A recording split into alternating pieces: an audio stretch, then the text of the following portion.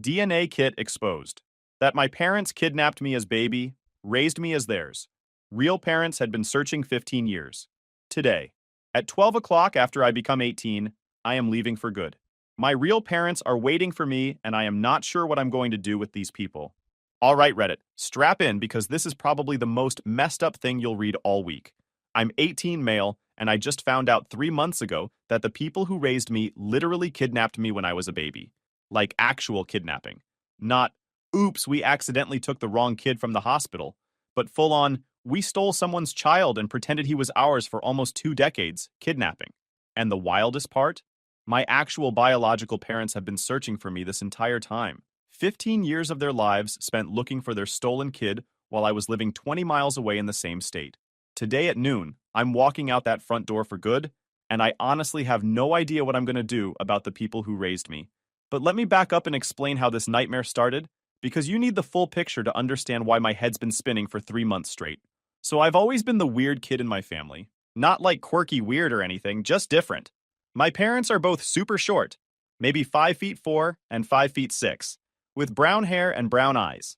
Basic European ancestry, pale skin that burns if they even think about the sun. My dad works in accounting and my mom does some kind of data entry from home. They're quiet people who keep to themselves and basically live the most boring suburban existence possible. Then there's me. I'm 6'2", athletic build, with black hair and these really distinct green eyes that people always comment on. I tan easily, never burn. I've got this natural athleticism that neither of my parents possess. Dad can barely throw a football, and mom gets winded walking upstairs. Meanwhile, I was starting varsity basketball in sophomore year and running track without even really trying. But here's the thing about being a kid. You don't really question this stuff. I just figured I got lucky with genetics or something. Maybe there was a tall relative somewhere down the line. My parents never made it weird. They had baby photos of me, birth certificate with their names, the whole setup. Why would I doubt any of it? The differences weren't just physical either. My parents are super passive, conflict-avoidant people. They've never raised their voices in their entire lives. I'm talking about the kind of people who apologize to furniture when they bump into it. Meanwhile, I'm naturally assertive, confident, the kind of person who speaks up when something's wrong. Teachers always said I was a natural leader. It never matched their personalities at all. I remember being maybe 8 years old and asking my mom why I didn't look like anyone in our family. She got this weird look on her face, kind of panicked, then quickly said something about recessive genes and how genetics are complicated. Dad jumped in with this awkward explanation about how his great uncle was tall or something. The conversation made me uncomfortable in a way I couldn't explain, so I just dropped it. That same week, I noticed they took down all my baby photos except for like 3. When I asked where the rest went, Mom said they got damaged in a flood in the basement. Weird thing was, nothing else in the basement got damaged. All the Christmas decorations were fine, old yearbooks were fine, but somehow only my baby photos got destroyed. I was 8 though, so I believed it. High school is when things started getting really strange. I wanted to do one of those ancestry DNA kits for a school project about genetics. You know those ones where you spit in a tube and they tell you what percentage Irish you are and whatever? Seemed like a fun project. My parents completely freaked out. I'm talking about a level of panic I'd never seen from them before. Mom literally started crying. Dad got this look on his face like I'd suggested burning the house down. They came up with every excuse possible. Those kits aren't accurate. They're a waste of money. They sell your data to insurance companies. What if you find out you have a genetic disease? The database isn't secure. On and on and on. I pushed back because their reaction was so over the top. That's when Dad put his foot down in a way he never had before. He actually raised his voice, which was shocking coming from him. Said absolutely not. The discussion was over, and if I ordered one anyway, I'd be grounded for 6 months. Mom was practically hyperventilating in the corner. Their reaction was so extreme that I knew something was wrong. But I was 16, and honestly had bigger things to worry about. Basketball season, keeping my grades up for scholarships, normal high school drama. I filed it away in the back of my mind as weird parent stuff, and moved on. Fast forward to last December. I'm a senior, just turned 18 in November. My girlfriend at the time, Emma, thought it would be fun to do those DNA kits together. Her parents were super into genealogy and she wanted to see if we had any connection to nobility or whatever. Rich people hobbies, you know? She bought 2 kits for Christmas, one for her and one for me. I took it home and honestly forgot about it for a couple days. Left it sitting on my desk in the box. That's when things got weird again. I came home from basketball practice one day and the box was moved. Not gone, just moved from my desk to my dresser. When I mentioned it at dinner, Mom got that same panicked look from years ago. Said she was just dusting and must have moved it. Next day, the box was in my closet. I definitely didn't put it there. Day after that, I found it buried under some old t-shirts in my bottom drawer. Someone was clearly trying to make me forget about it or lose it. So naturally, being a stubborn teenager who doesn't like being manipulated, I took the test that night, spit in the tube, sealed it up, mailed it off the next morning before school. Didn't tell my parents. The results would take like 6 to 8 weeks anyway, so I figured it wasn't worth the drama. I completely forgot about it, honestly. Basketball playoffs, college applications, senioritis kicking in hard. The test was the last thing on my mind. Then one random Tuesday in February, I got an email. Your DNA results are ready. I was sitting in chemistry class, bored out of my mind, so I logged into the website on my phone. First thing I see is the ethnicity breakdown. Makes sense, matches what I'd expect. Then I scroll down to the relatives section. That's where my entire world exploded. The closest match is listed as parent-child relationship, 50% DNA shared. The name is Sarah Patterson, age 39. I stared at that screen for like 5 solid minutes. See, my mom's name is Linda. Linda Thompson, not Sarah Patterson. This couldn't be right. But then I see the second closest match. Parent-child relationship, 50% DNA shared. Name is David Patterson, age 42. My dad's name is Robert Thompson. I'm sitting in chemistry class having what I can only describe as a complete mental breakdown, while Mrs. Henderson is going on about covalent bonds or whatever. My hands are shaking so bad I can barely hold my phone. The DNA doesn't lie, though. I know enough about genetics from biology class to understand what this means. You share 50% DNA with your biological parents, not with the people who raised you, with your actual mother and father, the people who literally created you, which means Linda and Robert Thompson are not my biological parents. I sat through the rest of that class in complete shock. Couldn't tell you a single thing the teacher said. My mind was racing through every possibility. Maybe I was adopted and they never told me. That would make sense, right? Lots of parents don't tell their kids they're adopted. It's weird and messed up, but it happens. But then why did they have baby photos? Why did my birth certificate list them as my parents? Why did they freak out so badly about DNA tests if it was just a closed adoption? After school, I went straight to the public library. Couldn't risk doing this research at home where they might see. I logged into the DNA website on one of their computers and sent messages to both Sarah Patterson and David Patterson. Hi, the website says we're related as parent and child. I think there might be a mistake, but wanted to reach out. My name is Tyler and I was born November 15th, 2007. Do you know anything about this? Tried to keep it casual, like I wasn't currently having an existential crisis about my entire identity. I got a response in less than 2 hours. Sarah Patterson's message was long, really long. She wrote that she and her husband David had been searching for their son for 15 years, that he was taken from a park when he was 3 years old, that they never stopped looking, that they put up flyers, worked with law enforcement, hired people to help search, checked every lead no matter how small. She sent photos. A little boy with black hair and green eyes, probably about 2 or 3 years old, laughing on a swing set. The resemblance was obvious. That was me, or had been me. The message ended with, "Please call me as soon as you can. We've been waiting for this moment for 15 years. We never gave up hope. I'm sitting in this library, surrounded by people doing normal things like studying or checking out books, and my entire life just imploded. Everything I thought I knew about myself, my family, my identity, all of it was based on a lie. I didn't call right away. I know that probably sounds cold, but I needed time to process. Instead, I did something smarter. I went through the DNA website's features and found that you can download your raw DNA data. Did that? Then found this free tool online that analyzes genetic relationships.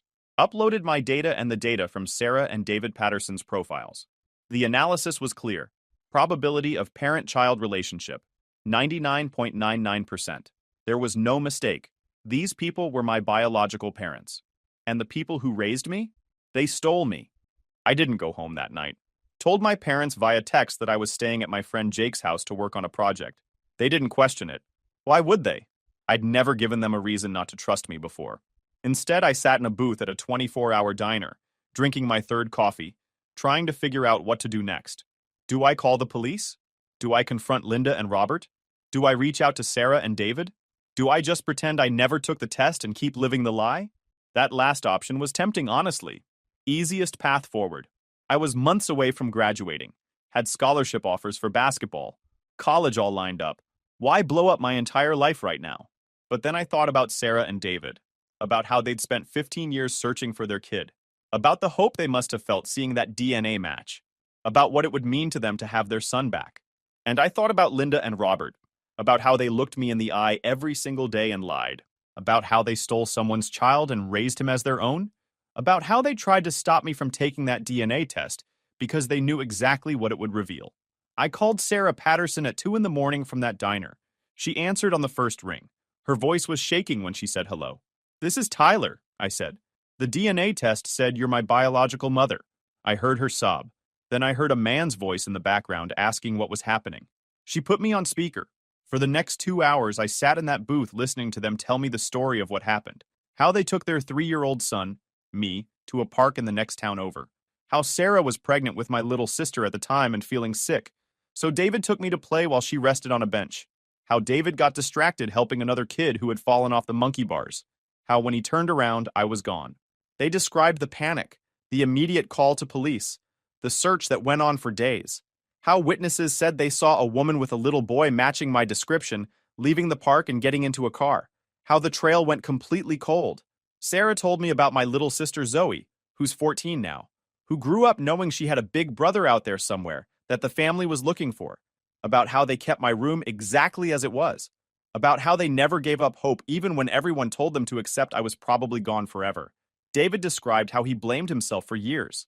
How he couldn't forgive himself for looking away for those few minutes. How their marriage almost didn't survive the guilt and grief. They asked me about my life. I told them the basics. Good grades, basketball scholarship offers, planning to study business. I didn't mention Linda and Robert by name yet.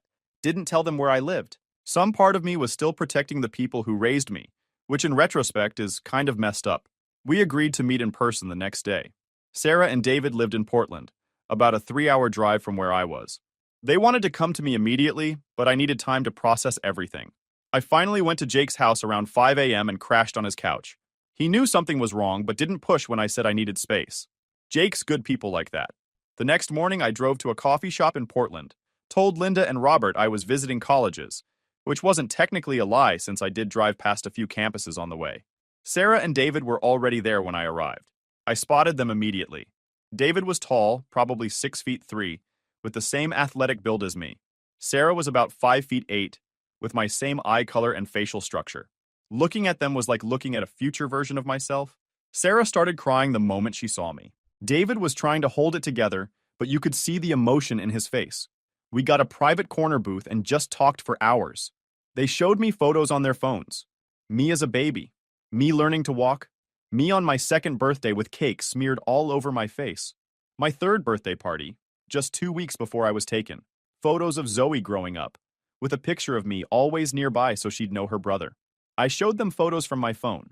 Basketball games, school events, friends. My whole life that they'd missed. The conversation eventually turned to Linda and Robert. I told them everything. The weird panicked reactions to DNA tests. The physical differences that never made sense. The removed baby photos. Sarah got this look on her face. Anger mixed with something else I couldn't quite read. "We need to contact the police," David said. "These people kidnapped you. That's a serious crime." "I know," I said. "But I need time to figure out how to handle this." I wasn't protecting Linda and Robert. I just needed to think about the practical realities. I was 3 months from graduating high school. I had college lined up. I had a life, friends, a routine. Yes, it was all built on a lie, but it was still my life. Sarah understood. She's a therapist, actually, which makes sense given how well she read the situation. "This is your choice, Tyler. We've waited 15 years. We can wait a little longer for you to process this." We agreed I'd come visit again soon, meet Zoe, start building a relationship. But I needed to deal with Linda and Robert first. I drove home that evening with a plan forming in my mind. I wasn't going to be emotional about this. Wasn't going to yell or cry or make a scene. I was going to be strategic. When I got home, Linda and Robert were having dinner. Normal Tuesday night, chicken and rice, some vegetable side dish I didn't bother to identify. They asked about my college visit in that polite, disinterested way they had. I gave generic answers. After dinner, I went to my room and started documenting everything. I took photos of my birth certificate, Found old documents in their home office that listed me. Started building a paper trail of their lie. Then I did something that felt cold but necessary. I bought a small recording device online. Nothing fancy, just something I could keep in my pocket. I needed evidence of what was coming. The recording device arrived a week later. That evening at dinner, I brought up DNA tests casually. Hey, you know how you guys freaked out when I wanted to do one of those ancestry tests? What was that about? I watched them exchange glances. Classic tell that they were coordinating their lie. We just don't trust those companies with our genetic information, Robert said. Same excuse from before. Privacy concerns. Right, I said. But what if I'd already taken one? Hypothetically. Linda's fork clattered against her plate. The panic in her eyes was immediate and obvious. You didn't, she said. Not a question.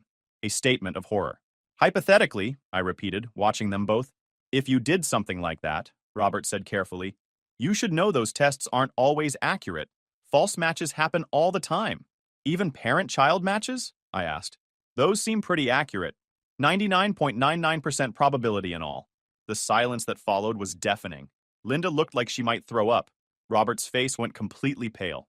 We can explain, Linda finally said, voice shaking. I'm listening, I said, keeping my tone calm. The recorder in my pocket was catching every word.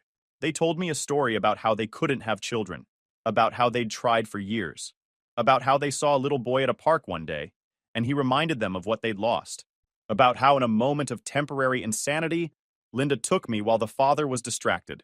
They said they'd immediately regretted it, but by then it was too late. The news was full of stories about the missing child, so they moved to a different town, created fake documents, and raised me as their own. They convinced themselves that they were giving me a good life, that my biological parents had been negligent for losing track of me in the first place.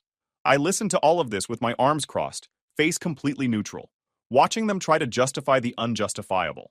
The whole story was exactly what I expected. A crime of opportunity wrapped up in a bow of self-serving justification. When they finished, both of them crying and begging me to understand, I let the silence hang there for a solid minute. Let them sit in their discomfort. Let them wonder what I was thinking. Then I said 5 words. I've been in contact with them. You could see something break in both of them at that moment. Not just fear of consequences, but the realization that their worst nightmare had come true. The child they'd stolen had found his way back to his real family. Linda grabbed the edge of the table like she might collapse. Robert just stared at me with this empty expression, like his brain couldn't process what I'd just said. Tyler, please, Linda sobbed. We raised you. We love you. We're your real parents. The audacity of that statement almost made me laugh. Almost. No, I said simply. You're the people who kidnapped me. There's a difference. You don't understand, Robert jumped in, finding his voice. Your biological parents, they were negligent. They lost track of you at that park. We saved you from a situation where you clearly weren't being watched properly. This was apparently their coping mechanism. Blame the actual victims of their crime. Classic. David was helping a kid who fell off the monkey bars, I said, keeping my voice even. He looked away for maybe 90 seconds. Sarah was pregnant and feeling sick. They were being normal parents at a normal park. The only people who did anything wrong were you two. Linda was shaking her head, still trying to deny reality. But we gave you a good life. You had everything you needed. Good school, nice house, opportunities. You gave me a life built on theft and lies, I corrected. Everything I achieved, I did despite you, not because of you. My basketball talent, my grades, my scholarships, that all came from my actual genetics and my own hard work. You just happened to be the people who stole me and kept me isolated enough that I wouldn't question things. That's not fair, she protested weakly. Fair? I let out a short laugh that had no humor in it. You want to talk about fair? Let me tell you what's not fair. Sarah and David spending 15 years searching for their son, putting up flyers, working with law enforcement, never giving up hope even when everyone told them I was probably dead. My little sister Zoe growing up knowing she had a brother out there somewhere that she might never meet. That's what's not fair. I stood up from the table. I'm 18 now. Legal adult. I've spoken with Sarah and David Patterson. They're my biological parents. The ones you stole me from 15 years ago. Robert tried to speak, but I cut him off. I've documented everything.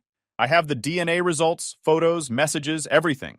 And I just recorded this entire conversation where you admitted to kidnapping me. I pulled out the recording device and set it on the table. Watched their faces as they realized how screwed they were. Here's what's going to happen, I continued, still keeping my voice calm and level. I'm finishing high school here because I'm 3 months from graduating, and I'm not letting you destroy that. I'm staying in my room, and you're going to pretend everything is normal. Then, on graduation day, I'm leaving and going to live with my actual parents. You can't just leave, Linda said weakly. I'm 18. I absolutely can. And here's the part you're really going to hate. Whether I go to the police is entirely dependent on how you behave for these next 3 months. You make any trouble, try to stop me, or do anything else sketchy, and I'm taking all of this evidence to law enforcement. The power dynamic had completely shifted. They knew it. I knew it. After I leave, I don't want to hear from you again. No calls, no texts, no showing up at my college. You're going to disappear from my life the same way you made me disappear from my real family's life. I picked up the recording device and went to my room, leaving them sitting at that table in shock. The next 3 months were the weirdest of my life. Linda and Robert basically became ghosts in their own house. They'd leave for work, come home, make dinner, and we'd eat in complete silence. No more fake family conversations. No more pretending everything was normal. The tension was so thick you could cut it with a knife. I made sure to maintain perfect behavior, though. Came home by curfew every time I actually stayed there. Kept my grades up. Attended all my basketball practices and games. Couldn't give them any excuse to try to assert control or claim I was spiraling. I was playing the long game, and I needed them to have zero ammunition. They tried a few times to start conversations. Robert would clear his throat at dinner and open his mouth like he was going to say something profound. I'd just look at him with this blank expression until he gave up. Linda attempted the mothering routine a couple times, asking about my day or if I needed anything. I'd respond with the absolute minimum. Fine. No. Single-word answers that made it clear we were done pretending. The few times I was at that house, I spent most of my time documenting everything I could find. Old receipts from when we'd moved right after my kidnapping. Documents showing they'd changed towns suddenly without a paper trail of why. The fake birth certificate and social security card they'd somehow obtained. I took photos of everything, backed it all up to multiple cloud accounts, built an airtight case in case they decided to make trouble. I spent most of my actual time out of the house, though.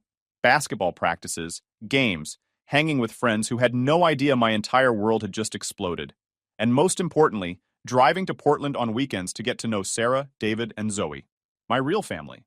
Each visit revealed more about who I actually was supposed to be. Things that never made sense with Linda and Robert suddenly clicked into place. Sarah's father had been a college athlete too, ran track.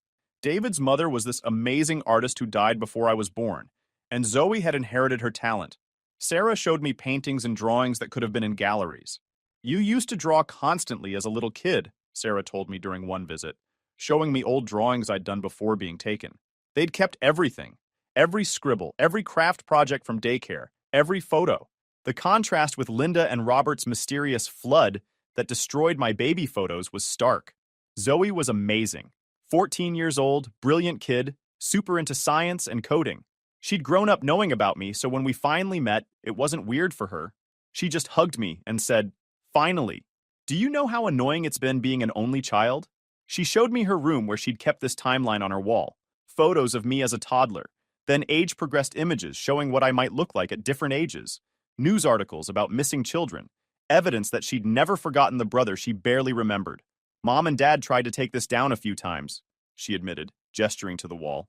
Said it was unhealthy to be so focused on someone who might never come home. But I knew you would. I don't know how. I just knew. The certainty in her voice did something to me.